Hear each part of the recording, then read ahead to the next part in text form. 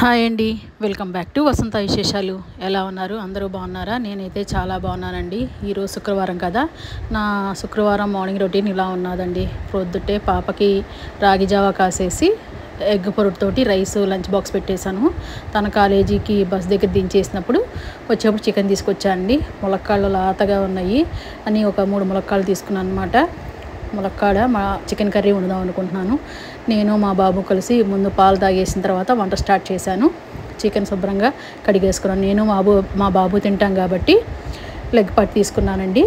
ముందు ఆయిల్ మరగనిచ్చిన తర్వాత ఉల్లిపాయలు, ములక్కాడలు, ఉప్పు, పసుపు వేసి నూనెలో బాగా మగ్గనిచ్చేసాను. దీంట్లో నేను మసాలా ఏమేయనండి. ములక్కాయలను చూడంగానే నా చిన్నతనం గుర్తొచ్చింది. మేము క్వార్టర్స్లో ఉండేవాళ్ళం కదా, మా ఇంట్లో 2 ములక్కాయ చెట్లు, ఒక జాంకాయ చెట్టు ఉండేదండి. మేము తినగా పక్కన వాళ్ళకి పంచగా మళ్ళీ రూపాయికి 3 అమ్మేవాళ్ళం అనమాట. ఒక మా అమ్మ వచ్చి మా దగ్గర కొనుక్కుని వెళ్ళేది. అన్ని ములక్కాయలు ఉండేయండి. ఇప్పుడేమో మేము డబ్బులు పెట్టి కొనుక్కోవాల్సిన పరిస్థితి. ఒక పక్కన పాలు మరిగిపోయినాయి, చికెన్ కూడా బాగా ఉడికిపోయినదండి. దాంట్లో ఒకసారి కలిపేసేసుకుని టమాటాలు వేసిన తర్వాత కూడా మగ్గనివ్వాలి. ఇంకా చికెను ములక్కాడ కర్రీ చాలా టేస్టీగా ఉంటుందండి. ఒకసారి ట్రై చేయండి. మసాలా ఏం అవసరం లేదండి. సింపుల్ కర్రీసే చాలా టేస్టీగా ఉంటాయి. ఖాళీగా ఉన్నాను కదా అని అల్లము, వెల్లుల్లి, జీలకర్ర, ధనియాలు, పచ్చిమిరకాయలు వేసేసి పేస్ట్ చేసేసి ఉంచుకున్నాను అనమాట.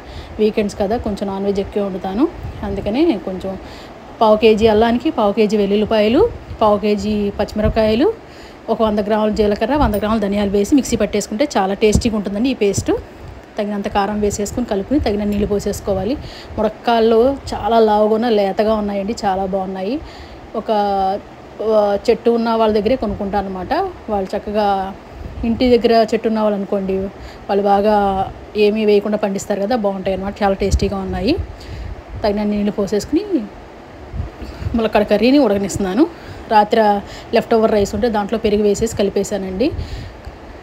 ఎక్కువ పెరుగు వేసి రైస్ వేసి కలిపేసి ఉంచేసాం అనుకోండి, అది పర్మనెంట్ అవుతుంది. తర్వాత వీలుంటే రైస్ తింటాను, లేకపోతే అన్నం అంతా పిండేసి మజ్జిగ తాగేస్తాను అనమాట. నేను ఎక్కువ మజ్జిగ తీసుకుంటాను. వాటర్ తాగకుండా ఎక్కువ మజ్జిగ తాగుతానండి నేను. ఇదిగోండి రైస్ ఇలా కలిపేసి ఉంచుకున్నాను. కర్రీ కూడా రెడీ అయిపోయినది. ఇవాళ ములక్కాడ చికెన్ కర్రీ అనమాట.